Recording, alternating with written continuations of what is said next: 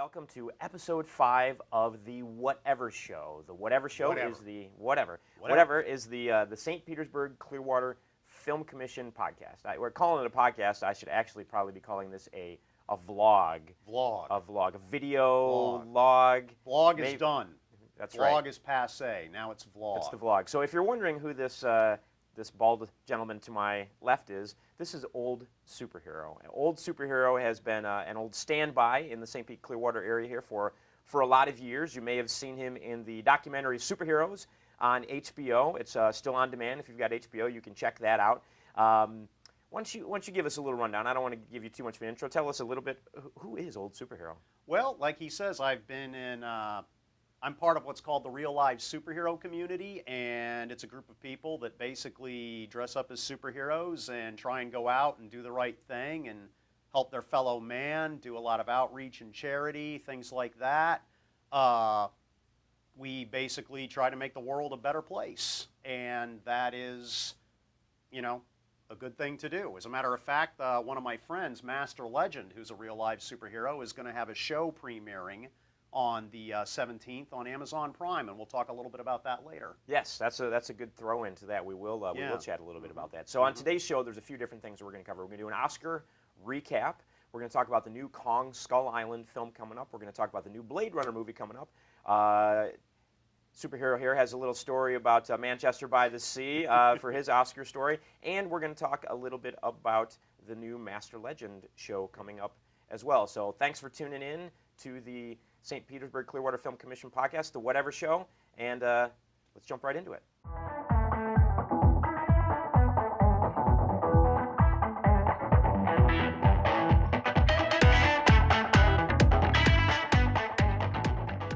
All right, so we're going to do a little Oscar recap here. Now, everybody at this point is very well aware of the fact of the whole thing that happened at the end of the film with at the end of the Oscar telecast with Moonlight. And by the way, huge congratulations to Moonlight. I really loved the film. Loved the fact that it was shot in Miami by Florida State graduate, Miami resident, Barry Jenkins, who I got to meet in Toronto at the Toronto Film Festival. And I saw Moonlight in Toronto, so it was really cool. So really happy for, let's see if that does anything for Florida. So, you know, overall, you know, a lot happened during the Oscars outside of that whole Moonlight thing. So Casey Affleck, Ben Affleck's little brother, won an Oscar for Best Actor. Go figure. How random is that? But so you were telling me that you have a little story about Manchester by the Sea. Oh, Manchester by the Sea.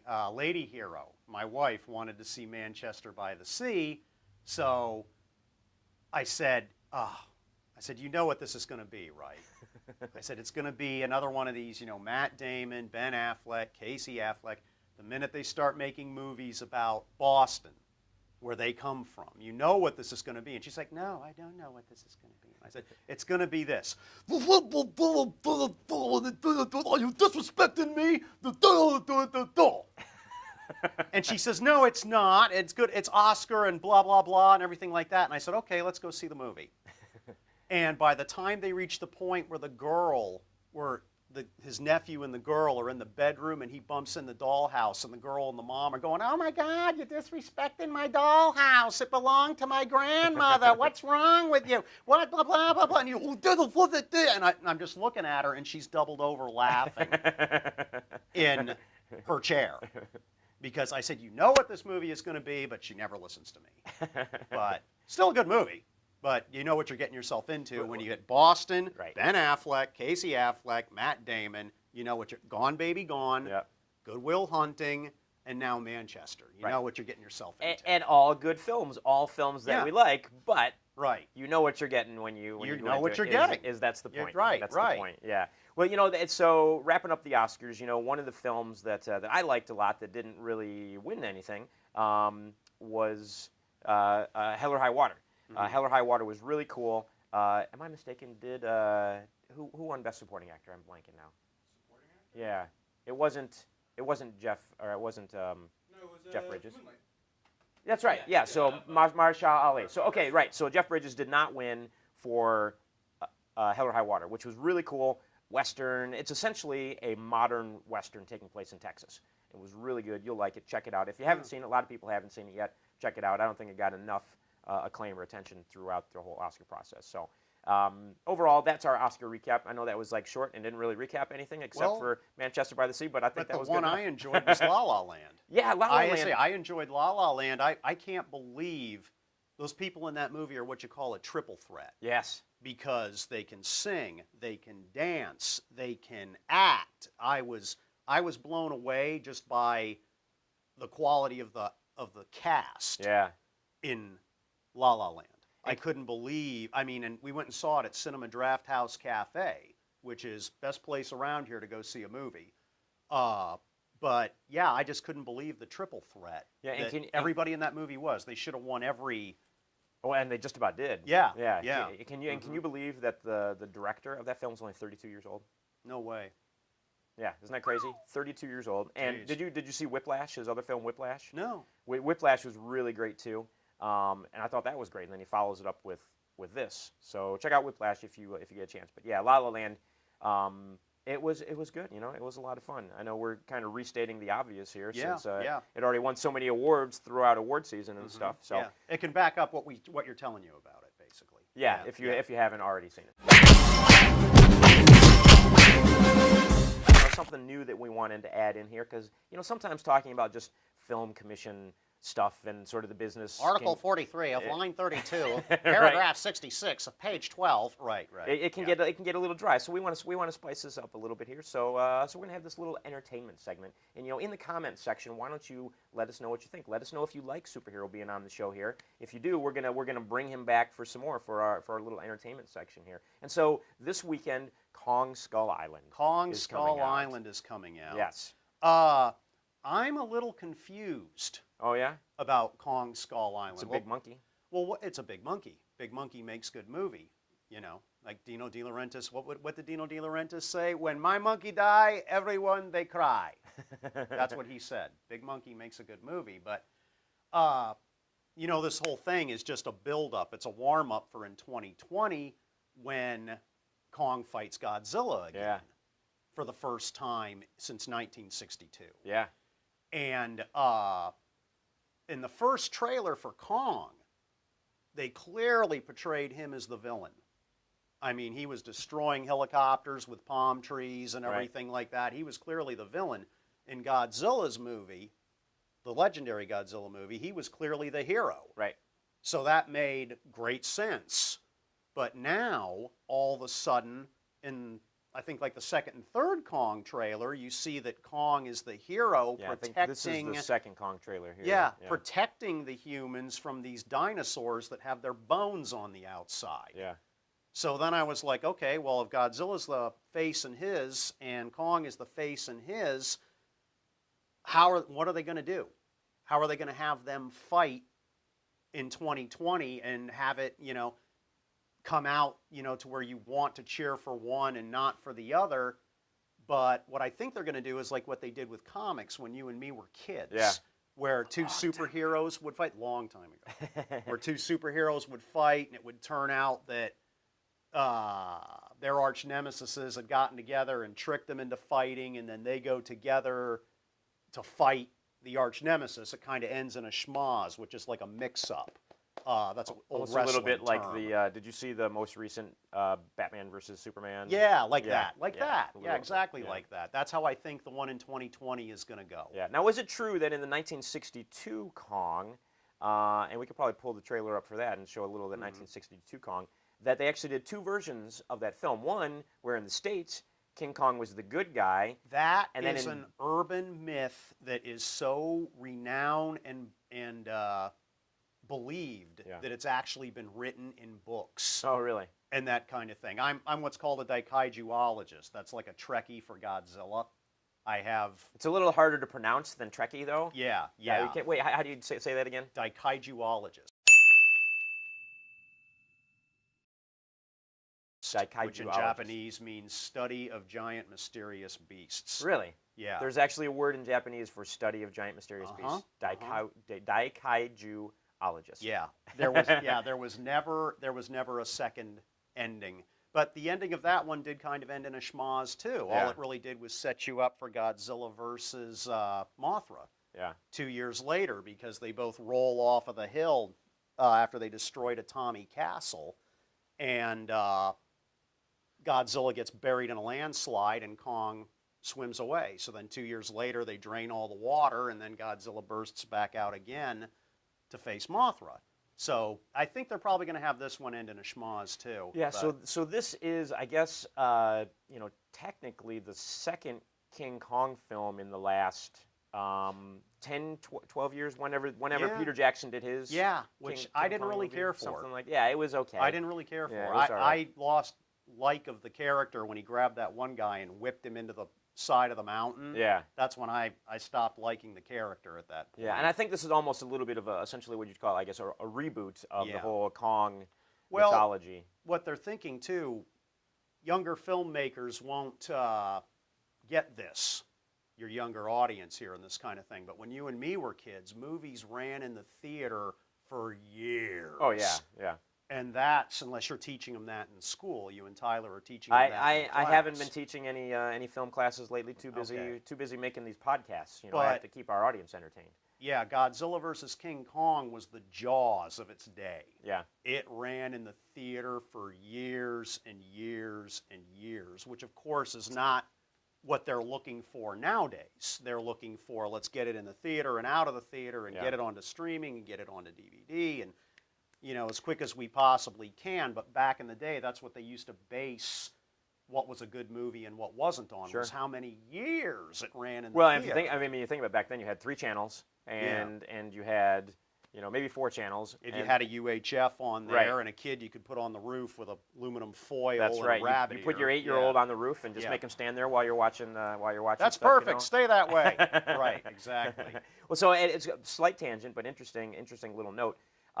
So the way it works right now is when a film goes to the theaters, it's in the theaters for maybe 8 weeks, 90 days tops At the most. and then generally, once it comes in the theaters, there's a 90-day window where they're not allowed to put it out on DVD or on demand or anything like that for 90 days. And after 90 days, they can, studios can get it. And that's what they want, to get it out there. Well, studios now are trying to get that window shortened, and theaters are fighting against it. my God. Studio wants, a lot of times what they want to do is day and date, where you can release theater and like video on demand on the same day.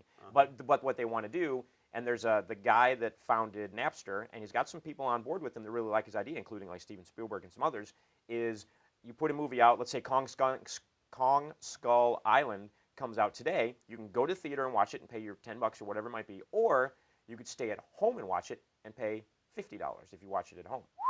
Which, if you think about it, just invite some friends over, everybody pitches in $10, you get your popcorn, whatever else. I can you see why sit at theaters home are watching fighting it. that, though. And for me, I think I would do that. It's like, oh, okay, I got a 15-minute drive to the theater. I got to get there a little bit early so I can make sure I get a seat. Then I'm going to spend another, $20 on popcorn and something to drink. And then you got 20 to 30 minutes of previews before the movie starts. Next thing you know, for a 90-minute movie, you've just put 3.5 hours into a 90-minute film, where I could stay at home and just pay the same money that I'm going to pay anyways, have some friends over, watch it at home, and super convenient. Why not? And now with big screens and great surround sound, why wouldn't you do that? Interesting thing about that fight, little tidbit there, it's often criticized for looking like a wrestling match. Oh yeah. And the thing was, the guy that played Godzilla, Haru Nakajima, he was Godzilla for the first 20 years Yeah. of Godzilla's career. He went and saw a wrestling match in Tokyo while they were working on that film, Dick the Bruiser. He was big back then in the early 60s. Wrestling's always been huge in Japan. A lot of guys make a lot of money over there. Even if they're not working for WWE here or anything, they go to Japan. I have a second But- career if this film commission thing doesn't work out. Yeah. I'm gonna go wrestle in Japan. Yep, that's what I should have done. Yeah.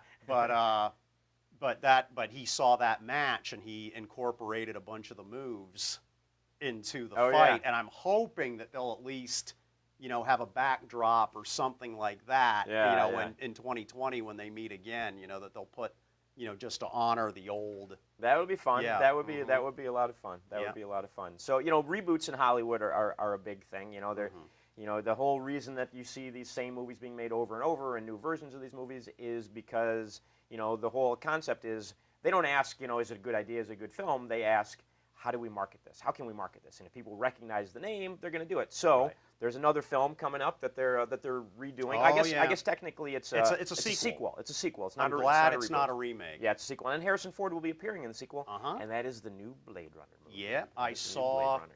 I saw the extra features on the Blade Runner DVD, and I'm Yeah. really glad that it's a sequel as opposed to a remake because they talked to Rutger Hauer, Yeah. and he was like, for the love of God, why? Why are you going to rehash this? It's Yeah. been told, move on. And they So and the maybe- DVD they did. There's like 10 versions of the movie, Yeah, something like that, Yeah. right? Like how many times can you edit the same movie over and over again? I like the noir one with Harrison Ford's narration. Yeah. I hope they do this one that way. And the that one was- without the narration, and then they add a unicorn and everything. You lost me. So. you Well, know. and Blade Runner, is a film that people remember as being just visually stunning. I mean, you look at Yeah. that film from 1982, and the effects and stuff in that, because they use Yeah. practical effects and stuff, and just the look of it is just like it's a gorgeous. That must have been a gorgeous hard film. set to work on, too. I mean, Yeah. they had the rain machine going 24 hours a day on that thing. Yeah. They were always wet and cold. It must have been a hard set to work on. I'm sure it was, and Yeah. I like Ryan Gosling. I think he's going to be. I think he's going to be good in this. I guess you go a few years back, and Ryan Gosling, everybody just thought was this kind of pretty boy actor. Yeah. But you look at some of the stuff that he's done over the years, and he's Harrison Ford. He's really talented. I saw a story online where the two of them have a squabble in the movie, Yeah. and Harrison Ford accidentally stiffed Gosling. Yeah. So he's off at the medics, and they're patching him up, and Harrison Ford walks in and with a bottle of whiskey, and I think he took a shot out of a bottle of whiskey for himself and then gave the rest of the bottle to Gosling and walked away. He didn't say a word, and the medic says, I think Indiana Jones just said he's sorry while he's patching him up. So, That's a great story. yeah. Well, you've got a little prop here. Yeah. Blade Runner. Why don't you tell us a little bit about what this is? This I got online for about $50 and restored. It was in bad shape. It needed a new paint job and everything. Supposedly, this is a discontinued resin kit that is worth about $500. But Really? you know how that works, you know. If someone's willing to pay you $500 for it, Right. then you get $500 for it. Yeah, it's But- really worth whatever somebody will actually give you for it. Right, but somebody online told me that, oh my God, how'd you get one of those? And Yeah. what did you, and they were aghast at what I'd paid for it and everything. And that's a replica prop from the original film of the gun. Yeah, that was poured from the original. From the original Right, mold. right. and The stuff. original one was if I remember correctly, it was a 44 Walker Bulldog. And this part right here is the slide off a Mannlicher Carcano rifle. Oh, wow. That's why it's got the big, charging handle and everything like that on Yeah. it, because they filed down the pistol underneath and then attached the slide off the rifle to the top of it. Hence why it's also got the two, the two holes. What a fun job, like a prop designer for like a sci-fi movie would be, wouldn't it? It's like, Yeah. just give me a bunch of guns and I'm just going to disassemble them and cut them up and glue them together and make something cool and fun out of it. That's really great. Yeah, that's really fun. So the real superhero world here, a little something about that. So there's another guy in Orlando that's been in this real life superhero game for a long time. Longer than me. Yeah, and way his longer than his me. name is Master Legend. Master Legend. And there was actually a Rolling Stone article that was done called "The Legend of Master Legend," Yep. and it was about Master Legend, who lives in Orlando, and you are in the article as well. And that article is what led to the superheroes documentary that is on HBO, that premiered on HBO, and you went to Comic-Con for that Right. as well, didn't Right. you? Oh yeah. Yeah. Oh yeah. I was flown out to Comic-Con Yeah. for that. They did a Q&A afterwards, after the screening of the film, and we all stood up there with the other people that had been in, and a detective from the LA Police Department, and a psychologist, go figure, and answered What? questions about what we do and everything like that. Master Legend was one of the main focuses of the film. He Yeah. got a lot of screen time out of that. And the guy who did it's funny that you say this article led to this being made, this TV show. The documentary, which then The guy, Josh Behrman, Yeah. who did the article for Rolling Stone, did another article. It may even have been a book on Argo. Right. And not Argo specifically, but he did a book on how they got the people out of Iran. Yeah. That they managed to get out of Iran. And Ben Affleck picked up on that and made a film out of that as well. So Josh Behrman has written this TV pilot that's going to air on the 17th of this month. March. Yeah, on Amazon Prime. Yeah. On Amazon Prime, March 17th, Legend of Master Legend. Check it out. Yeah. But and it's about, this is Master Legend here, if you couldn't figure that out, the guy in the superhero outfit. And really fascinating story. You can probably find that Rolling Stone article online somewhere. He is one of the most interesting guys to ever do the superhero thing. Yeah. He is. I think he was called the Don Quixote of the superhero community. Wow. And he really, really is. He's a fascinating guy. His story from beginning to now is amazing. It's probably just going to get more amazing as time goes on. Be sure to check out the pilot. Yeah, I'm excited. I'm excited to check it out. You know, Yeah. I've met him a number of times, and he's a really good guy. So we'll see how all that works out. Well, great. Thank you for being on the Whatever Show. Oh, no problem. Today it was great having you. I think, Thanks like I for said, having me. leave us some comments here in the comment section, and if you like superhero being on the show, we'll bring them back and do some more of these. We kind of go off on some nerd tangents when we do this. We actually did 50 episodes of a Sunscreen Film Festival 50? podcast. I know, It's can you 50. believe that? Like 50 episodes. 3 of them good. Yeah. Where we again just talked about all things film, television in the nerd world essentially. So Superhero is gonna get out of here, and we're gonna bring in Lisa Dozois, our film commission manager, and she is gonna take you on a little tour of a location in the area. Okay.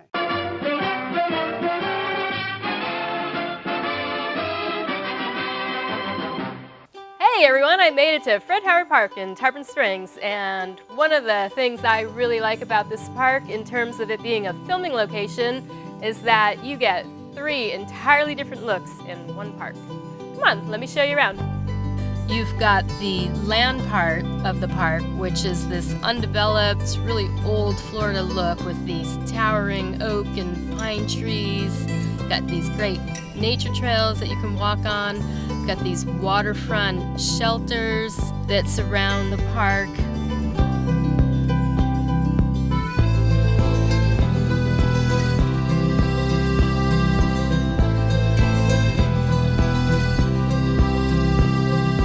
Drive out along the causeway, that brings you out to this nice little beach area.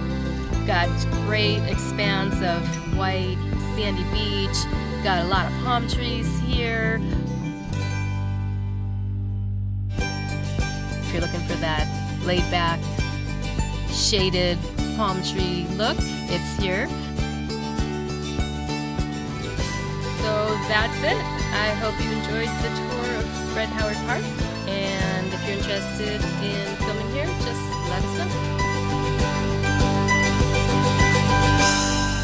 Well, thank you everybody for tuning in to the 5th episode of the Whatever Show, which is the St. Petersburg-Clearwater Film Commission podcast. Be sure to subscribe to our channel. Be sure to like the video. Be sure to comment on the video. Here's all the segments and other things that we got going on here. Check out the other things that we got. Thanks for tuning in, and we'll see you next time.